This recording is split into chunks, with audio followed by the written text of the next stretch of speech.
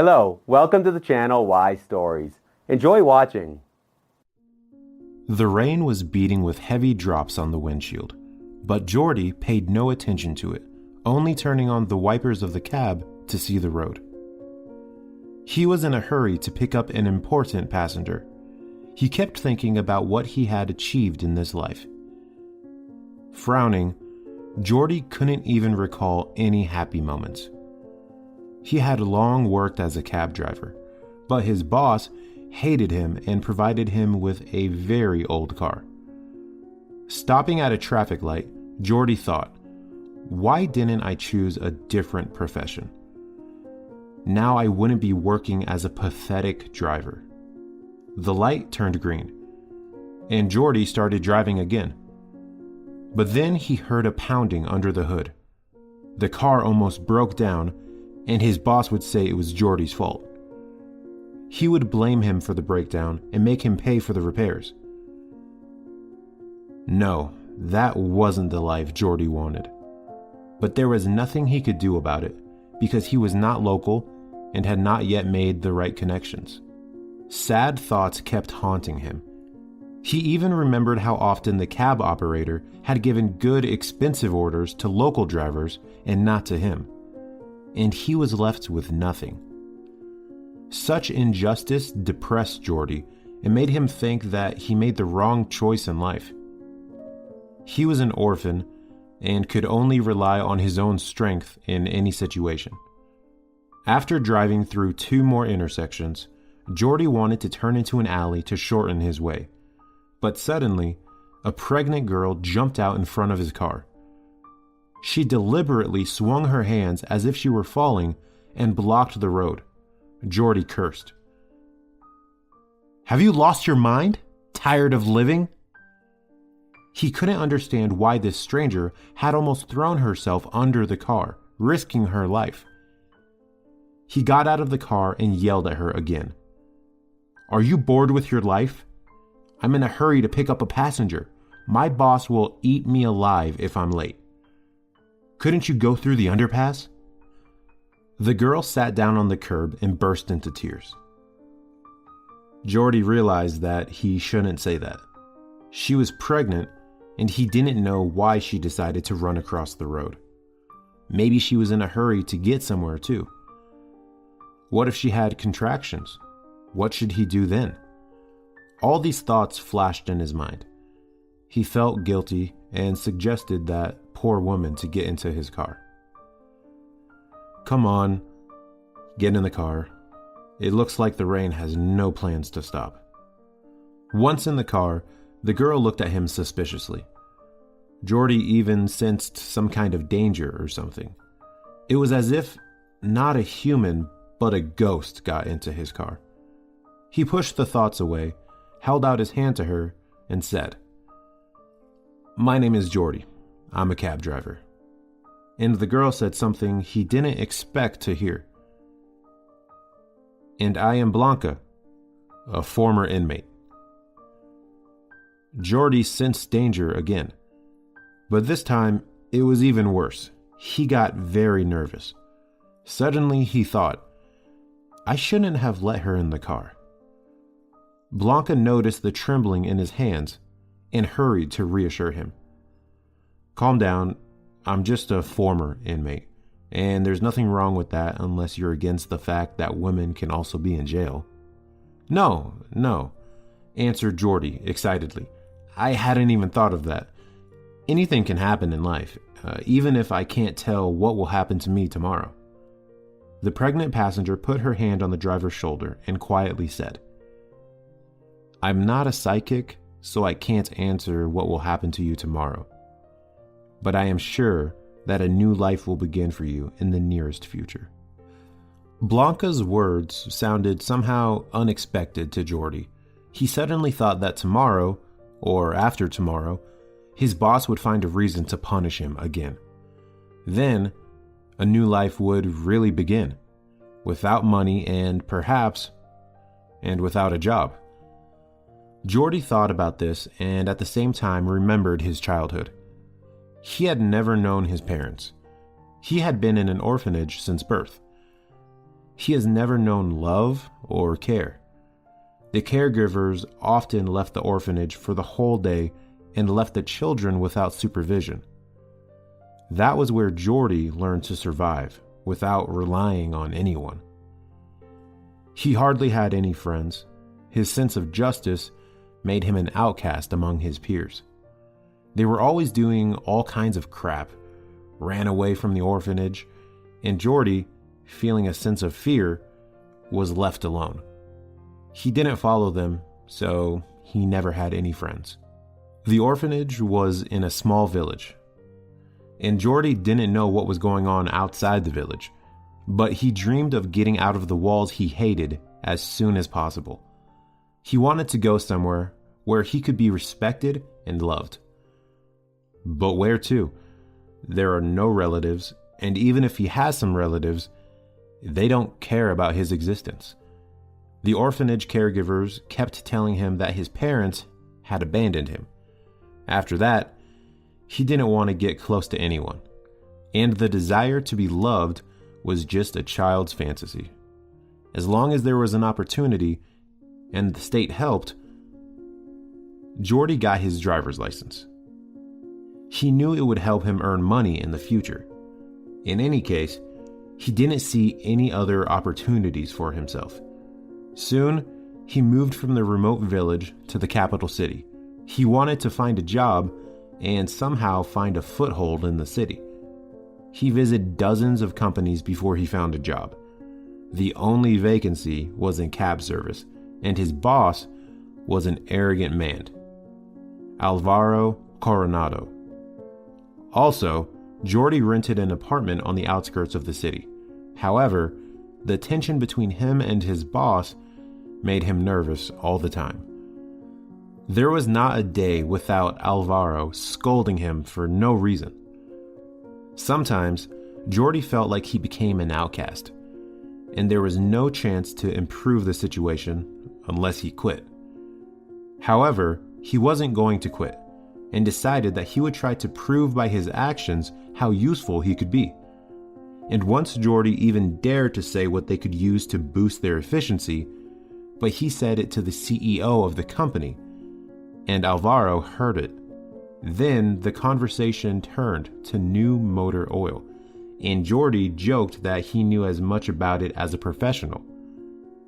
The CEO praised the guy for his initiative, but Alvaro was angry. It wasn't he who had proposed a good idea, and now the CEO would not praise him in front of other employees. But there was nothing Alvaro could do, especially since Jordi had become a good friend of the CEO. At the same time, Alvaro just waited for the right moment to get revenge. But Jordi worked so well that he didn't give any reason to be punished. But after today's ride, everything can happen. When Alvaro sent him on this ride, he even grinned evilly. But then Jordi was distracted from his memories and looked at his passenger. If it's no secret, which month? The 7th month. The delivery is coming soon. Blanca answered with a smile. Jordi stopped before the traffic light again. And I'll probably never have children. I'm alone, like a wolf, and I still haven't found my life partner. And probably never will, because I no longer trust people. You have everything ahead of you. You just have to believe, she said. If you want to, you can change your life. I can see that you're a kind and sincere guy, and people like that. You just don't want to see it and think that no one cares about you. Maybe you're right, and I do need to change something in my life, Jordi answered with a shrug. Blanca said she would definitely pay for the ride, but she needed to get to the right address. Then she named the street and the building number. Jordi shook his head and said, "Come on, I'm not asking to pay. I know you don't have any money. Do you know how many passengers like you I've met?" "What are you talking about?" All they said was, "Wait, I'll get the money at home and pay for the ride," and when I drove them to the address, they'd run away. "No, you don't have to lie, and there's no reason to. I won't take any money from you. I'll give you a free ride." The girl bowed her head and almost whispered, "I am not a beggar, if that's what you mean.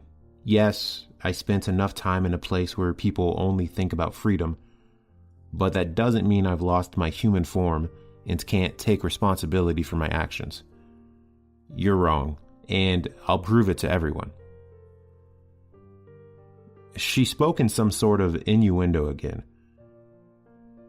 And how does he understand her? Jordi raised his eyebrows and jokingly replied, "All right, have it your way, but keep in mind that I won't take you any farther than the address you told me. I need to pick up another passenger, and I need to be on time." Blanca nodded, and they drove in silence for the next half hour. Jordi looked at the road, and the girl looked at her knees. She didn't cry, only her shoulders quivered. Fixing her hair, Blanca looked at Jordi and smiled. He did the same, but discreetly, as if he were afraid of an unexpected turn of events. Finally, when they arrived, Jordi noticed that it was a bank. He immediately joked about it. "Don't you dare rob a bank. I don't want to be arrested with you." Blanca waved her hand and got out of the car. Jordi, as promised, did not take any money from her. He realized that in this situation, she had no extra money. Not only was she pregnant, but she had recently been released from jail. And as she walked to the bank building, he kept looking after her. Jordi was waiting to see what would happen next. He had already mentally imagined that sirens would be blaring and that police and ambulance cars would be arriving. But 5 minutes passed, and there was silence all around, people going about their business, and no alarms. After making sure that Blanca wasn't going to rob the bank, he hit the gas and drove on.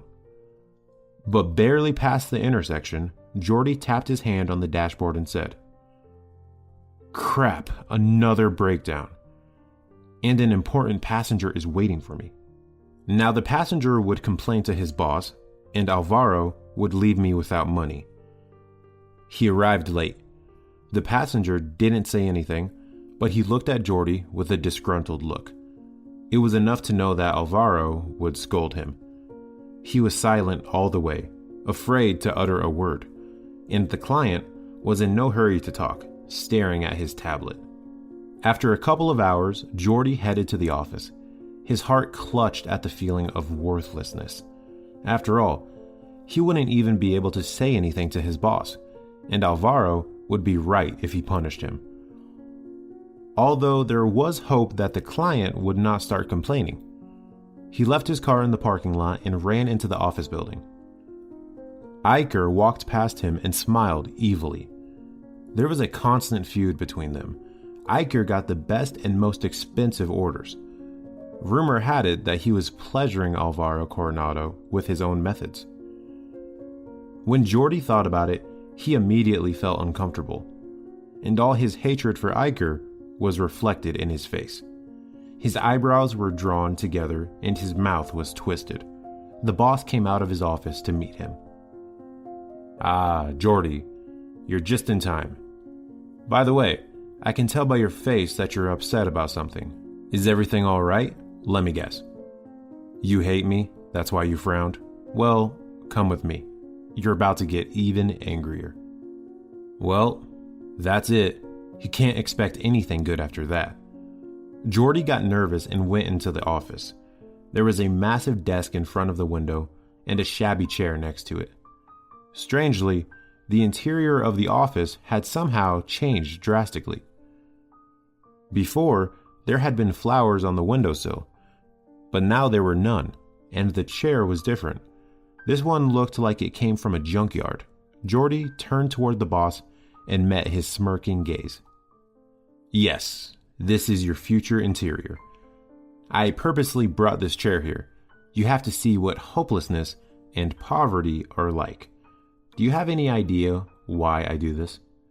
"No, I guess you just have an inordinate sense of humor." Jordi replied with a shiver in his voice. "You're somewhat right," answered Alvaro, patting him on the shoulder. "I can make jokes sometimes. but not in your case. I know you were late today. Did you think that if you left for another city with another passenger, I wouldn't know about it? I'm sorry, Alvaro, but I've been stuck in traffic several times, and the car keeps breaking down. Jordi excused himself the best he could, but he still knew that it was useless. And if the boss had staged the spectacle, he did it to please his self-esteem. Alvaro was very arrogant. He could spend hours looking in the mirror and adjusting his tie. He probably loved himself more than anyone else. Pointing to a chair, the boss invited Jordi to sit down. No thank you, he answered nervously and clenched his hands into fists. Well, okay. I put a tracking device in your car. I knew it would work well for me. What are you talking about, Alvaro? Jordi, I saw your whole route. You stopped a few times. Then you went through alleys. You even managed to end up near a bank. Don't tell me you had an account in that bank and wanted to check it out. Jordi felt even more nervous when he heard about the bank. After all, he had joked with Blanca that she should not rob it. Had she robbed it?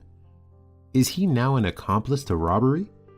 Trying to chase the thought away, Jordi frantically asked, Did you see anything else? No, but that's not enough to punish you. I just don't know how to do it, so you'll remember it for the rest of your life. Let me just pay the fine, said Jordi pleadingly. That's not enough. You won't learn your lesson that way, Alvaro replied angrily.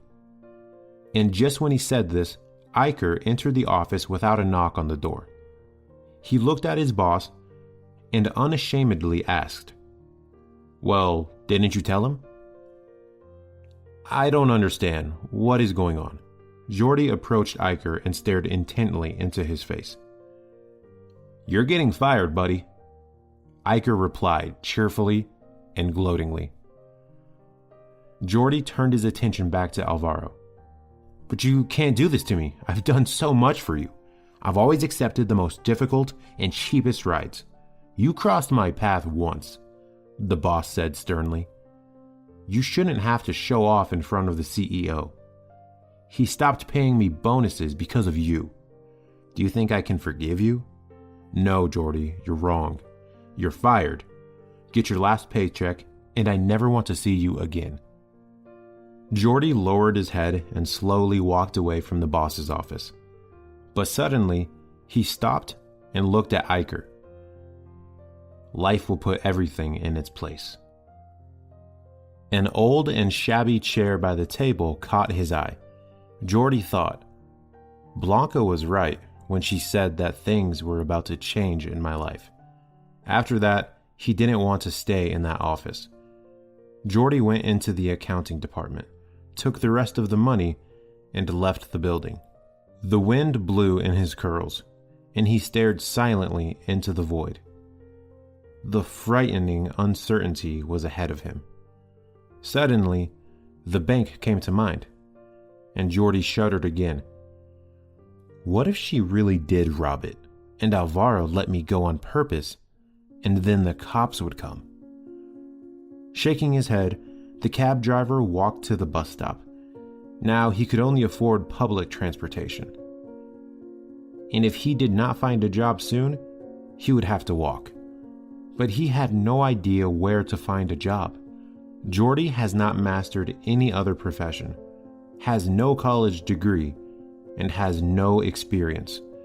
It turns out that he is a man with no experience and no education. He felt nauseous, and he could hardly keep from crying. People passing by turned around, thinking the man was not all right. Jordi was standing at the bus stop and whispering something to himself. Meanwhile, several buses had already passed in the right direction, and only an elderly lady holding a heavy bag suddenly stopped in front of him. Mister, why are you so sad? The weather is fine, the rain has stopped, and the sun is shining. Yes, you're right. The weather is fine, but it doesn't cheer me up. I got fired today. just because I crossed my boss. Squinting her left eye, that lady came closer and whispered, "Don't worry, you didn't do it on purpose. You'll have your day.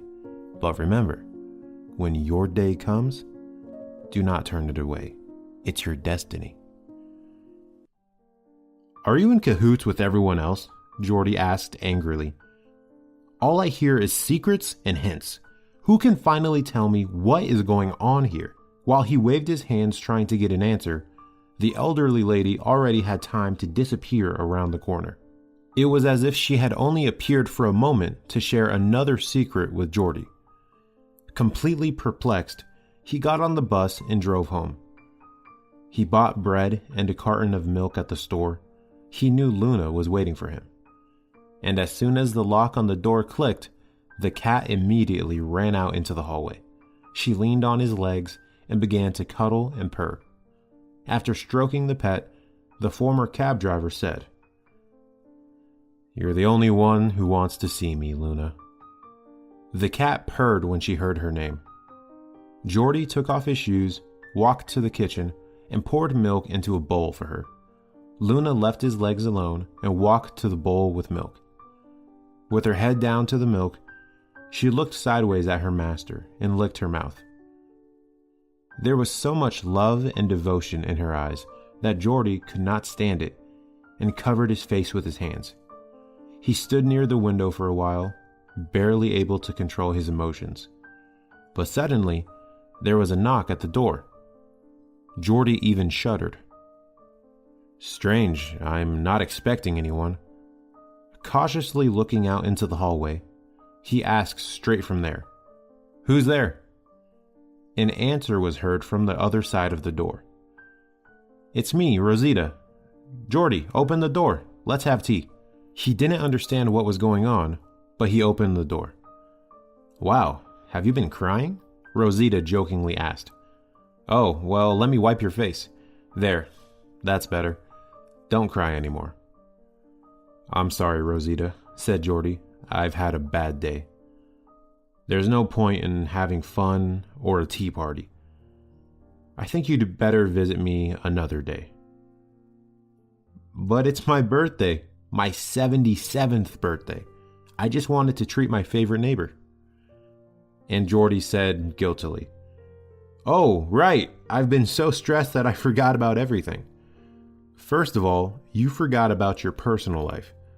Don't look at me with those surprised eyes. I know you're not dating anyone. It's about time. You're a big boy, and you need a family. It's no good to live alone. You'll get old before you even notice it." "Rosita, what about your family? Because now you should be with your family at your birthday party." "Oh, Jordi, you still don't get it," the neighbor began, sighing deeply. "My children and grandchildren only come for a couple of hours or less. They have their own things to do, but they are not interested in spending time with an old lady. If my husband were alive, I certainly wouldn't be bored. But now I just sit by the window and watch other people walking with their children or grandchildren." "Now I understand," Jordi said sadly. "But I'm not destined to be a family man. I am constantly at work, and I spend all my time getting some money for my life. Though I can't even spend as much money as I used to, because they fired me." "Oh, poor boy, Jordi, but you shouldn't despair. And why are we talking on the doorstep? Let's go into the kitchen, and I'll make some tea." Jordi couldn't refuse that offer. They went into the kitchen together and set the table. It seemed that Rosita wanted to continue the birthday party. She took a piece of cake and put it on a plate in front of Jordi. "Eat. Also, there is salad, sausages, and cheese. Eat well, and don't follow my example. I don't eat much because I'm not young anymore, and my appetite is not what it used to be, though it was different when I was young." "Tell me, Rosita, does good come back? I mean, it happens that you do something good for a stranger, and then good things happen in your life too?" "Of course, Jordi. I helped a lot of people, and then they were happy to help me too. But not many of them visit me lately. but I'm not offended. I've done everything I could." "Why do you ask about it? You probably gave someone a free ride." "Yes, right," Jordi said. "I gave a free ride to a girl. She didn't have money to pay. I told her the ride was free and just wished her luck. She was in such a hurry, I didn't really ask her anything." Jordi did not tell the neighbor that the girl was a former inmate and was pregnant. He just didn't know how she would react. Maybe she would blame him. He had enough embarrassment for one day. There was no need to cause any more trouble. Rosita, on the other hand, was unlikely to blame him. She wasn't the sort of person to look for bad sides in someone she respected. The tea party ended around 11 p.m. Jordi saw Rosita off and returned to the kitchen. There were leftovers of salad, a few pieces of cake, and sausages. He put all these treats in the refrigerator. He didn't feel like eating anymore, but he needed to think about what to do next. Jordi took his laptop and began to look through the information about vacancies on job websites. Every company required experience and education, which he did not have. This meant only one thing. He had to work as a handyman, where no special skills were needed. All he had to do was follow the instructions. From that day on, Jordi began a new life. He no longer drove a car, but worked outdoors all the time, and this made him less and less eager to think about the uncertain opportunities. Did he really come to the capital for this kind of life? Thinking about everything he had planned, Jordi suddenly came to the conclusion that he had hardly accomplished anything at all. Yes, he had succeeded in settling in the big city, but what next? What were the next steps? He didn't know that yet because he took a step back and he would have to start from scratch again. He remembered some childhood moments when he had to fight for his freedom of choice. If it were not for cleverness, no one knows where he would be now. For some reason, he wanted to see his parents. But Jordi knew that was impossible because they don't exist. They had abandoned their baby and decided to live without him. It's like a toy store. When you don't like something, you can return it. Jordi tossed and turned at night and slept badly, tormented by the idea that life was all about work and home. There was no room for love to warm his soul. But Rosita was right. We all need to love someone. It's the only thing that can save us from loneliness. It is so hard, especially when you are old.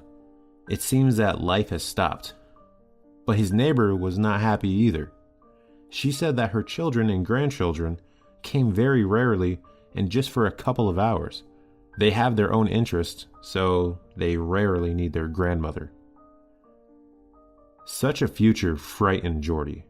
He didn't want to remain an old, unwanted man. 2 weeks passed. Jordi got used to his new job and no longer thought about the fact that he had once been afraid of his evil boss. At the same time, the image of Blanca began to appear in his mind more and more often. But he knew that she was pregnant, and it was unlikely that she would want to share his problems. No, it wasn't worth talking about, much less dreaming about. But the desire to see her won over and gave him food for thought. One day, while waiting for the bus at the bus stop, Jordi saw an old lady walking toward him. She was carrying a heavy bag on her shoulder that hung almost to the ground. The old woman waved at him. Jordi could not believe that it was the same old lady who had said that his life would change, and there would be his day soon. When he closed his eyes, he didn't open them for almost a minute, and when he looked in that direction again, he didn't see anyone. He got the feeling that he was hallucinating. But it was impossible. His health was good. Jordi decided he just needed to get some rest and not go out to work on Saturdays. When he got home and fed his cat, he lay down on the couch and fell asleep. But no more than an hour passed when Luna began to meow pitifully. Jordi woke up and looked at her. "What are you doing?" The cat purred and jumped on the couch. As soon as she was near his face, she hissed. Jordi was shocked. Did someone scare you, Luna? Wow, even your fur stood on end. But the cat kept hissing and backing away from the couch. Jordi sat down, and then he heard someone scratching at the door. He felt nervous, just like when he met Blanca.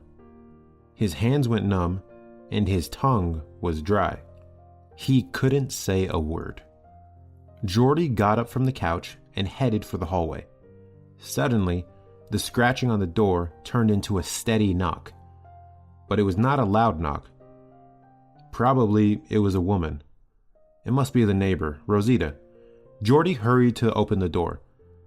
But what was his surprise when he saw Blanca wearing an expensive coat and boots. "Hello, do you recognize me?" she asked cheerfully. "Yes, sure. It is hard to forget you. May I come in, or are you in a bad mood?" "I'm sorry, I don't feel well," Jordi answered, but let Blanca in. "Too many unpleasant things have happened in my life. I don't even want to talk about them." "I was sure you had forgotten me. I had to make an effort to find you. I didn't think it would be so easy to get lost in the capital." "This is the capital. It's easy to lose anyone here," Jordi said in a more cheerful voice. "But you've been away from home for so long, so don't be surprised." "Oh, I'm sorry for talking about your past." "It's okay, Jordi." Blanca answered and went into the kitchen. "Yes, I have to learn to live again, but I'm sure that I will never forget my past. It's so full of dark stains that I won't be able to wash it off in a lifetime." "Wait, what are you talking about?" Jordi asked in surprise, though he already knew what was behind it. "About this," Blanca pointed to her round belly. "All the secrets and stains are here, and if you have time, I'll tell you." "Yes, of course, I just came from work, so I'm in no hurry." Jordi turned on the coffee machine and asked, "Maybe you're hungry?" "No, I went to a restaurant and had dinner there." "What, you can't understand why I've changed so dramatically? Where did I get the money to go to a restaurant?" "To be honest, yes," Jordi answered embarrassedly. "The day you almost fell under the wheels of my car, you were wearing old clothes, the wrong size shoes, and had no money. By the way, I hope you didn't rob a bank." And Jordi pointed to her expensive clothes. Blanca laughed and put her hand on his palm. "No, there's nothing to worry about. I didn't need to rob a bank. I only took what was mine."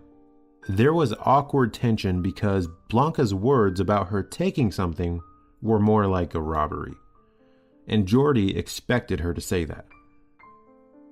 "I really stole money and bought expensive stuff with it, but at the same time, he knew that it was impossible to do something like that alone with the modern security system, especially for a pregnant woman." To stop this awkward silence and at the same time to learn as much information about her as possible, Jordi calmly said, "It's good you didn't have to do anything illegal. You broke the law once before and you had to pay for that. By the way, what happened? Why did you end up in jail?" Blanca took a mug, took a couple of sips, and began to talk. "Well, it's a long story, and I'll start with the fact that I got pregnant by the jail warden." "Really?" Jordi exclaimed and almost choked. "Yes, that's true, but I had to do it. He promised that I could get out on parole. I'm ashamed to say it, but intimacy with him was the only way I could get out of jail. Soon I got pregnant. My boss even took me for an ultrasound, and that's when it showed me that I have twins. Can you imagine? 2 boys? "Not exactly, but I can imagine," Jordi answered modestly. "It's the first time I've ever heard of an inmate getting pregnant by her warden. Usually, women get there already pregnant or after meetings with their husbands. But why? I mean, you can't love those kids." Blanca tilted her head to the side and became sad. It was obvious that Jordi's words had touched her heart, but he couldn't imagine what was going on in this girl's mind.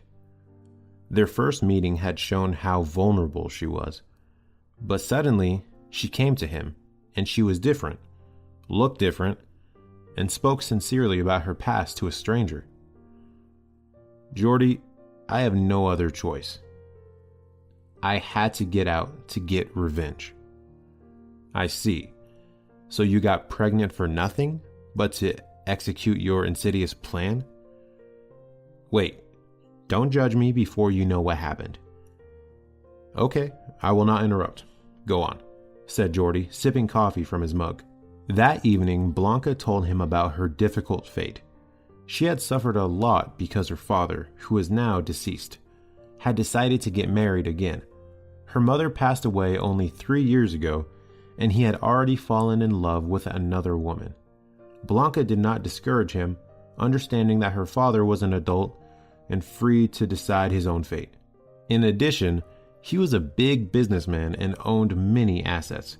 Naturally, many women wanted to become the wife of a wealthy man, and soon, a beautiful woman came into Sergio's life. She was 10 years younger, and she easily captured his heart. Blanca saw that he was crazy about her and did not notice anything around. She also had a small business, and things at the company did not allow her to control the situation. She had to manage her business and household, but everything changed when their son was born. She forced Sergio to get married. They had a wonderful wedding. Jordi put the mug on the table and interrupted her story. Wait, didn't your father know what he was doing? From what you said, he was in his early 50s, and I don't believe that a man of that age could lose his mind. Well, he was perfectly aware of what was going on, except he loved women's attention, which is why he decided to get married again. I tried to stop him, but he didn't want to listen to me. Dad always made his own decisions, and this time, he decided to get married. I'm sorry to interrupt, Jordi said guiltily. It's just that I've had similar problems in my life. Well, not about marriage, but something like that. I never told you I was an orphan. I've never met my parents, and I still don't know where they are or what happened to them. I spent all my childhood in an orphanage. That's where I got my driver's license. It's hard when you don't have loved ones around, Blanca continued. I realized that when I was in jail. I got a ticket to jail because of my stepbrother, Enrique, the son of my father's new wife. I don't even want to say her name. The two of them ruined my life. Jordi realized he needed to take a break. Let's cook something together. I understand that you can afford restaurants now, but I don't have those opportunities. I got fired from the cab company, and I can't make enough money as a handyman, but I can cook something yummy. Wait, so this is all because of me? Blanca asked with a gasp. You were late that day, and you got kicked out? Well, honestly, my boss was always looking for a reason to fire me, and that incident was just that reason. But my boss didn't like me from the first day and wanted to get rid of me. He hated me from the first days. He thought I was his competitor. Why?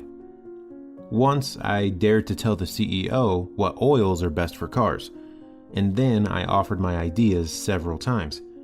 The CEO always praised me, not my boss Alvaro. That's why he wanted to get rid of a competitor. Your boss is a bastard, Blanca said. More like an egoist and a fool, but he will regret it. I'll prove to him that he shouldn't have fired me. They cooked dinner together and ate. Jordi noticed that Blanca no longer acted as if she was seeing him for the first time. It was obvious that she trusted him. Looking at her belly, he asked, Are you going to give birth in a municipal hospital or a paid clinic? Now you have such opportunities. By the way, what about your brother? Where is he? You said it was his fault you went to jail? Blanca replied that time will tell, and added, Yeah, that's right. Enrique did that. I trusted him and let him work for my company. I hired him to help with the bookkeeping and human resources. And he didn't do a good job? Jordi asked. He caused tax problems for the company. Not only that, he turned the employees against me. In general, He turned out to be a crook, and I had to pay for everything. And honestly, I don't regret it at all because I got a priceless experience. What kind of experience, if it's not a secret? I learned to survive in difficult situations. Also, I can distinguish between people according to the principle of good or evil. You know, I went through almost the same school of life when I was in the orphanage, and I think that you and I have similar fates. Stay at my place tonight. You can sleep in the bedroom, and I'll sleep on the kitchen couch. Blanca agreed, especially since she had no intention of leaving. There was a reason she was looking for Jordi. She had liked him the first time they had met, and she decided to find the kind cab driver by all means. But as it turned out, he had been fired because of her, and Blanca, feeling guilty, decided to fix the situation. She saw how reverently he treated the car. Indeed, it was not just a car, but a real friend to him. As she fell asleep, Blanca could already see herself next to Jordi. The only thing left to know was what he thinks about her twins. Her story of how she got pregnant in jail made a deep impression on him. In the morning, she heard dishes rattling. For the first time in years, that noise was not irritating. Blanca just remembered waking up at dawn in jail with her jail cellmates rattling their dishes. But right now, she enjoyed that noise and walked into the kitchen. "Good morning, Jordi." "Good morning, Blanca. Why are you up so early? I'm making breakfast, so you'll have to wait a bit." "I couldn't sleep. I was thinking about us," Blanca said carefully. "What do you mean?" Jordi asked, pretending like he didn't understand. "I didn't tell you everything. There are other things you should know." "Wow, so do I have to be even more curious?" Jordi asked excitedly. "I thought that yesterday you finished with your past and don't want to go back there again." "It is true, the past is far behind," Blanca answered, "but some things must be done to put an end to it, and that's why I want to ask for your help. I'm sorry it's so sudden, but I really need your help." "Great. I'm back to the day we first met," Jordi said cheerfully, putting 2 plates of scrambled eggs on the table. "And it's almost as if I have to go all the way from cab driver to handyman again." "Jordi, it's not long until the babies are born, and I need to get back what I've lost. I was talking about how my stepbrother put me in jail. Well, he and his mother got my business. We need to punish them and take my company away from them. I created this business step by step, and I put a lot of effort into it. But now, everything has gone to hell." Blanca cried, and Jordi hugged her. He felt a shiver beneath his hands, and his heart clenched even more tightly. He saw a vulnerable, helpless girl, even though she was rich. If he doesn't help her now, he'll never forgive himself. Running his hand through her hair, Jordi said, "All right, I will help you, but I don't know how. Your relatives must be powerful people, and they have connections we can't get through." Blanca took the documents out of her purse and handed them to Jordi. "Here is all the money I have in my account." Looking at her with surprise, Jordi asked, "Wait, but didn't you say they took everything from you? There's a lot of money here." "Yes, that's right," Blanca replied with a heaviness in her voice. "They took not only the company, but also my father. He died while I was in jail. The news came when he was already buried.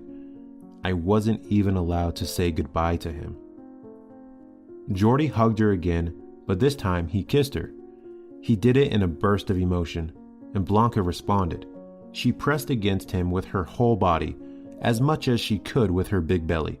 They stood for almost a minute, not letting each other out of their tight embrace. It looked as if 2 loving people had met after a long separation. This time, there was a spark of mutual feeling between them, and Jordi, not realizing it, said languidly, "I like you, Blanca."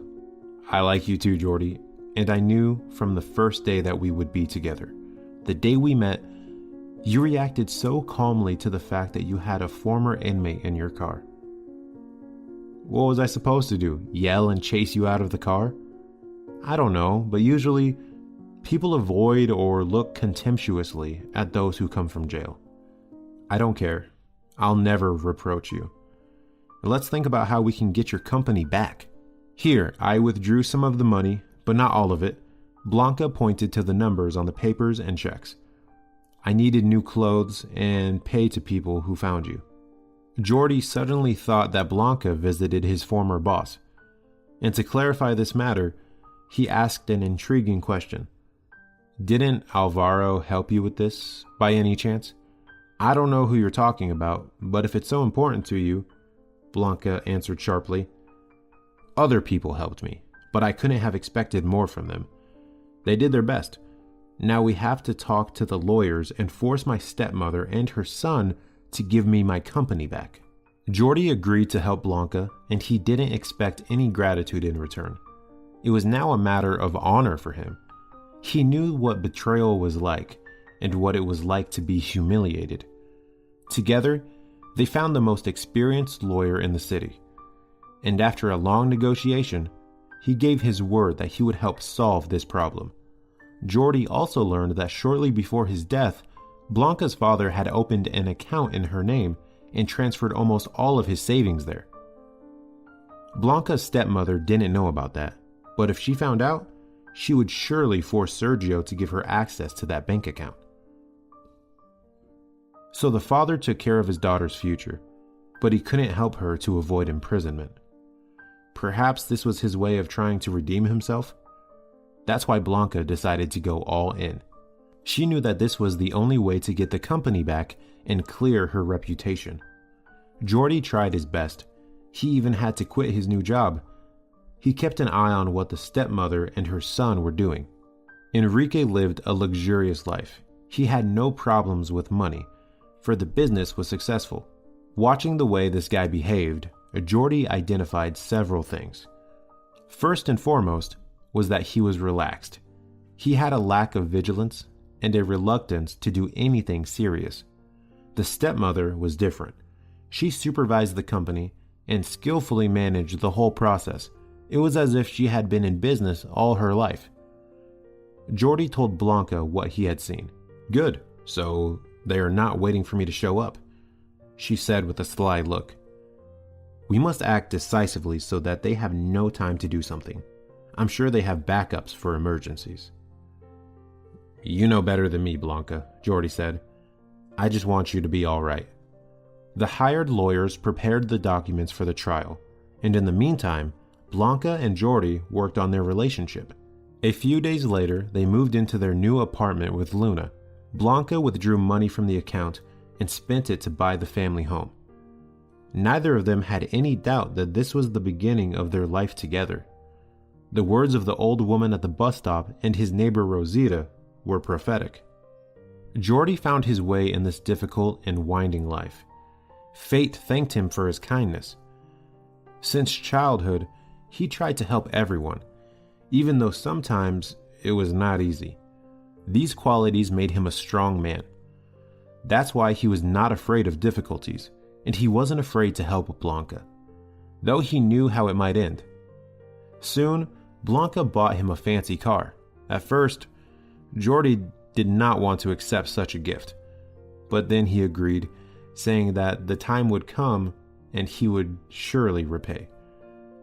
Taking on the role of her assistant, Jordi was in contact with the lawyers. At some point, they told him that Amaya, Blanca's stepmother, and Enrique got nervous. Apparently, they sensed danger, or someone told them that the true owner of the business was coming. Jordi told Blanca about it. As you can see, your actions didn't go unnoticed. Well, they must be prepared to be punished for the crime they committed. By the way, how do you like the car? Thank you, my love. It's the best gift I've ever received, Jordi answered and pulled Blanca close to him. She felt warmth all over her body and rested her head on his shoulder. And suddenly, she heard Jordi whispering, stroking her belly.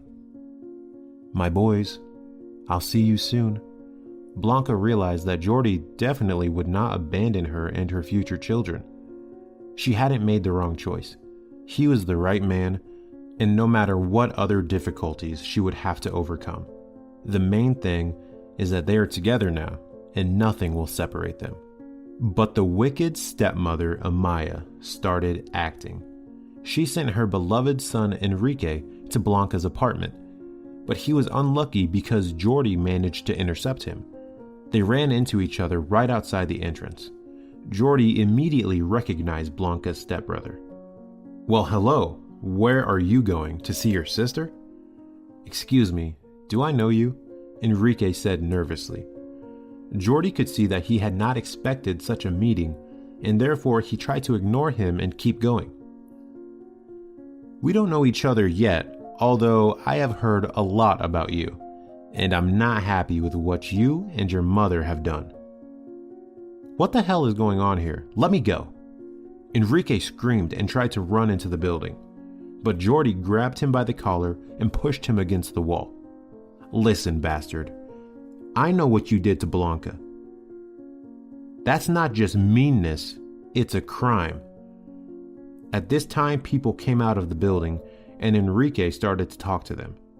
Jordi reacted with lightning speed, punched him lightly in the stomach, and took him to his car. "Now there's no one to get in our way. Tell me who told you to set Blanca up and send her to jail. And don't try to lie. I'll find out the truth anyway. If you lie, you will regret it. I'm not kidding." Enrique nodded nervously, and with a shiver in his voice, began to tell the story. "It was my mother's idea. She wanted to become the sole owner of Sergio's business, but Blanca got in her way, so she asked me to make the businessman's daughter disappear for a while." "And you couldn't think of anything else but to put her in jail?" Jordi asked angrily. "What was I supposed to do? Kill her? It's a good thing you were smart enough not to do that. What else do you know?" "Nothing, I swear." Enrique whimpered. "I don't believe it. Do you know why?" "Why?" "Because Blanca's father died so suddenly. Don't you think it's strange?" "Well, he was old. Maybe his heart couldn't take it." Enrique sat and looked at Jordi. "Seriously? Do you expect me to believe that? He was only 54 years old, and Sergio never complained about his health. I already found out some information, as you can see. I wasn't idle. I checked all the information about you and your mother. I'm watching you. Don't even think you can fool me." At this moment, his phone rang. It was Blanca. "Hello, darling. I'll be right there." She was screaming and crying. "I'm going into labor and I have to go to the hospital right away." Jordi looked at Enrique and said angrily, "Go. I'll let you go for now. But soon your sweet life will be over." Enrique got out of the car and rushed away. In the meantime, Jordi went up to the apartment, assessed the situation, and called an ambulance. He went with Blanca to the maternity hospital, but they would not let him in. He waited for the doctor who could tell him what was wrong with her and how she was feeling. Half an hour later, the obstetrician showed up. "It's good that you came to the hospital right away. Your wife will stay here for a while. It was a false contraction, but she will give birth soon." "Doctor, but the delivery should be in more than 2 weeks." "I understand your worries, but nature dictates when your children are born, and it's great you're having twins. You should be happy and thank God for this generous gift." "Thank you, but they're not..." Jordi wanted to say that the children are not his biological sons, but he stopped himself. Besides, the doctor considered them husband and wife. Somehow, everything turned upside down in his head, and he hurried outside. He saw an open window in one of the rooms. Blanca looked out. She looked at Jordi and said loudly, "I love you!" With a deep sigh, Jordi replied, "I love you too, you and our babies. Can you imagine? The doctor decided that you and I are married." And you didn't like what he said? Blanca asked. I loved it, and I even know what to do about it. Wait, don't go away. Stay with me a little longer, she asked and leaned against the window frame. I didn't have time to do anything. I have to get on with my life and get my company back. Or maybe we should just leave it as it is? No way, Blanca. Take some rest, get ready for the delivery, and I'll take care of everything else. After these words, Jordi got into the car and drove to the lawyer's office. They were already waiting for him. Jordi, take a seat. The lawyer invited him. Yes, thank you. We have everything ready. We can start the trial tomorrow. And one more thing. Amaya led the company into bankruptcy. I can't believe it, Jose. Jordi exclaimed. So we did it all in vain? No, not in vain. I found the right people and they stopped the bankruptcy process. I think Blanca will get the company back to a normal state. Yes, she'll have to invest to fix the situation, but given her financial capabilities, I don't think that would be a problem. You're right, Jose, but Blanca can't be involved in this process yet. She's in the maternity ward and the birth could start any minute. I got it, Jordi. So we will report everything to you, especially since you are familiar with all the documents. After meeting Jordi, Enrique immediately told about it to his mother, and they even wanted to report it to the police. But they changed their mind because they were summoned to court. In addition, they were warned that it would be a serious case, and it's better to solve everything peacefully now than to go to jail later. Amaya ignored these warnings and thought that she was free to decide what to do with the company. But her son began to pack his bags. He realized that he would not be left alone and that they would get all the information. So to minimize the negative consequences for himself, he took the risk of confessing everything. He called Jordi and asked for a meeting.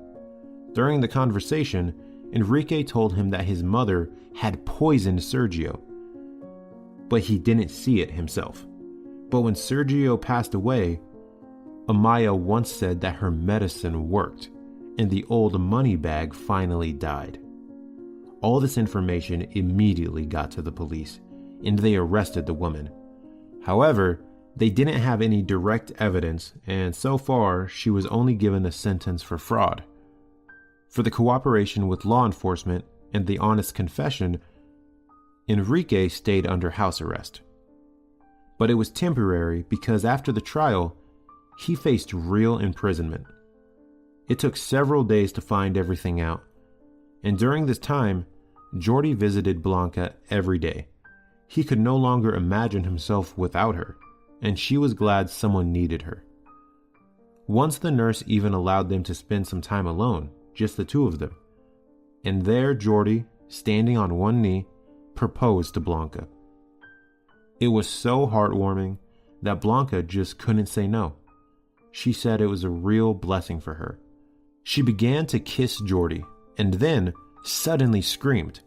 The contraction started again, and the water seemed to be breaking. Immediately, all the nursing staff arrived, and she was taken to the delivery room. Jordi went downstairs and waited. He sat patiently for 3 hours. Finally, the doctor came out and said, "Congratulations, you have boys." At that moment, Jordi cried and hugged the doctor. "I am so happy. I have 2 sons." Then he said it again, but so loudly that all the patients in the maternity ward seemed to hear it. Even Blanca smiled when she heard it. She was lying in the room with her 2 babies next to her. She looked at them, and tears streamed down her face. But they were tears of joy. The next day, Jordi came to the law office again. Jose told him that Amaya was accused of fraud and would not be released anytime soon. Enrique, on the other hand, might receive a suspended sentence. But most importantly, the lawyer added, "We can get Blanca's company back. Now we're preparing the documents, and I think that in a week or 2, everything will be finished. In the meantime, congratulations. You are now happy parents of 2 little ones. And may you all be well." Thank you, Jose, but I know that's why I'm saying that everything will be fine. Jordi realized that the lawyer knows everything, and he would certainly keep it a secret, especially since they had become close friends during this time. A week passed and Blanca was getting ready to be discharged. Jordi came to meet her and bought flowers in advance. He was waiting near his car. A minute later, a cab pulled into the yard and Alvaro got out. He met Jordi's gaze and said loudly, "Long time no see, buddy. Are you working as a cab driver again? And who trusted you with such an expensive car?" "Good to see you, Alvaro." Jordi laughed. "This is my own car, and your car needs to be repaired." "Is that your car?" "No, I don't believe you. It's just impossible." And in the meantime, Blanca showed up with the babies. "Sweetheart, I'm sorry to keep you waiting." Jordi handed her the flowers and took the little ones in his arms. "I can wait for you forever, my love." Jordi kissed Blanca, turned to Alvaro, and said sarcastically, "How did you get a promotion from being a boss to a simple cab driver?" He wouldn't listen any further, though Alvaro mumbled something. They didn't care about him anymore, because the most delightful thing happened in their lives. A week later, Blanca came to the lawyers herself and thanked them for the successful outcome of the case. Her company had been returned to the owner. Jose did his best to complete the paperwork as quick as possible. He also was a defense attorney at the trial and provided evidence of how Amaya and her son Enrique had fraudulently taken over Blanca's business. She cleaned her reputation and stopped the bankruptcy process. She decided to run the company together with Jordi, and in order not to lose his driving experience, he agreed to be her driver. That's even better, you don't have to hire someone else. "All right, my love, but only as a part-time job, and you're my assistant the rest of the time." Amaya got the maximum sentence under this article and went to jail. Enrique was found guilty as an accomplice, but he cooperated with the investigator and wrote a confession, so he got a suspended sentence. No one ever heard from him again. He went to the countryside and decided to run a farm there. Soon, Blanca and Jordi got married. The words of the old lady at the bus stop came true, and it was good that Jordi did not give up on his happiness. Both Rosita and the doctor from his maternity ward were invited to the wedding. After all, they had no one else to invite. Blanca was left without parents, and Jordi was an orphan, so they had the same fate. After the babies were born, Jordi officially became their father and gave them his last name. He insisted on it, saying that it was not right for them to be raised in an incomplete family. Blanca did not object, because she saw her future only with Jordi. She was incredibly strong and patient. She had endured so much and had not failed. It wasn't easy, but they got the company out of the financial crisis. Now it is fully functioning and profitable, but they had to fire everyone and hire a new team. They were soaked with hatred for Blanca, and they could not stay. Jordi recruited the new employees himself. He interviewed everyone in person. Blanca hadn't forgotten about her father and found time to visit his grave. He was buried next to her mother. Blanca stood near the tombstone for a long time and cried. Fate was cruel to her, but it fixed the mistakes she had made. Or maybe it was the parents from the other side that helped their daughter to survive and to find love. If you're enjoying it as well, leave a like and subscribe.